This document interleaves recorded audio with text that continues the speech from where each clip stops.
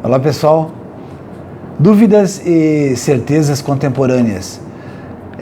Quem tem me acompanhado percebe que eu estudo bastante em relação à neurociência. Já estou há mais de 35 anos trabalhando com gestão de pessoas, trabalhei em várias empresas e nos últimos 3 anos eu tenho me dedicado a acompanhar esse movimento de neurociência para compreender um pouco melhor a mente do ser humano, né? É um desafio muito grande, já que nós temos uma complexidade tão grande nesse mundo, né, do cérebro humano. Então tem algumas situações que eu achei interessante e relacionei aqui para passar para vocês. A primeira delas é em relação à revolução comportamental que aconteceu nos últimos anos. Muita gente fala que nós vivemos uma revolução como nunca visto antes em relação à geração X, à geração Y e agora à geração Z. E, na realidade, os estudiosos do comportamento dizem o seguinte, que a maior revolução que nós tivemos nos últimos tempos foi na década de 60, que rompeu com todo um ciclo, com todo um processo, né? Houve um rompimento na música, um rompimento em relação ao sexo, um rompimento em relação aos costumes, uma juventude mais revolucionária e assim por diante. Então, os especialistas do comportamento dizem que a maior revolução foi na década de 60 e não como dizem os nossos contemporâneos, que essa revolução vem acontecendo, tá? Ela já aconteceu há 40 ou 50 anos.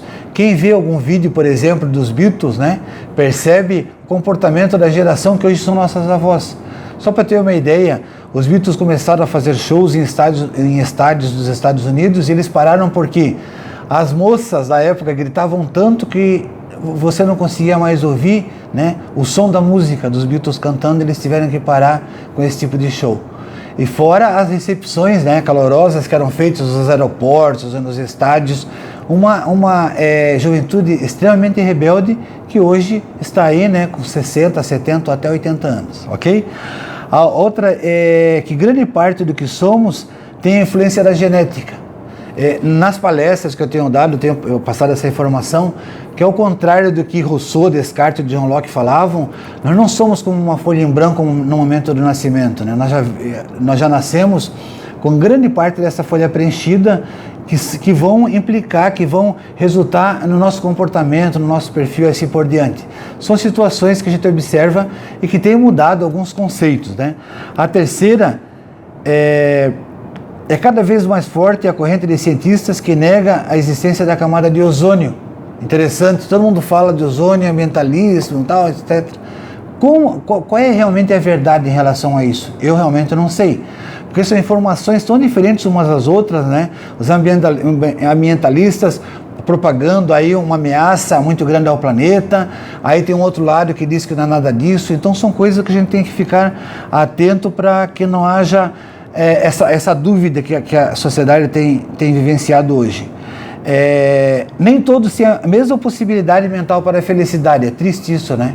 Mas se a gente for fazer uma análise de perfil, a gente já percebe de cara que algumas pessoas têm uma predisposição maior para ser felizes em relação ao equilíbrio emocional que elas têm, em relação ao nível de depressão, né? E outras pessoas vão ser menos felizes, né?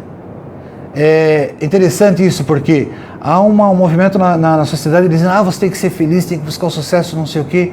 A gente tem que começar a respeitar essa individualidade, por quê? Porque infelizmente, em função de uma série de características genéticas, ou em relação aos insights, ou o ambiente em que essa pessoa viveu nos primeiros anos de vida, ela pode ter uma predisposição para ser mais ou menos feliz. A gente tem que passar a compreender mais do que julgar as pessoas em relação a alguns comportamentos que elas possuem, né? A psicologia positiva é o novo nome que nós demos ao PNL, que ainda é um pouco questionado por uma parte dos cientistas, né, em relação à sua validade ou não. Liderança tem a ver com genética. Muitos autores, como Steve Pinker, David Eagleman e o Milo Dinow, eles já falam sobre isso, que grande parte daquilo que você é em termos de liderança tem a ver com a tua genética, né? Com a história dos teus antepassados. As mudanças exigem tempo, muito tempo, né? O que eu quero dizer com isso? Que nós temos também a mania de, na organização, querer que as pessoas mudem o tempo todo, que elas se transformem, que elas se comportem de outro jeito, e é preciso entender que para algumas pessoas a mudança é muito dolorida, em alguns casos até quase impossível, e para outras é muito fácil, porque algumas pessoas são mais resilientes, naturalmente, e outras são menos resilientes, né? Essa onda, como eu tenho comentado, de querer igualar os comportamentos, de exigir das pessoas o comportamento uniforme, é uma coisa muito, muito cruel, né? Uma outra situação aqui é que homens e mulheres têm a mesma capacidade de concentração. Já comentei sobre isso.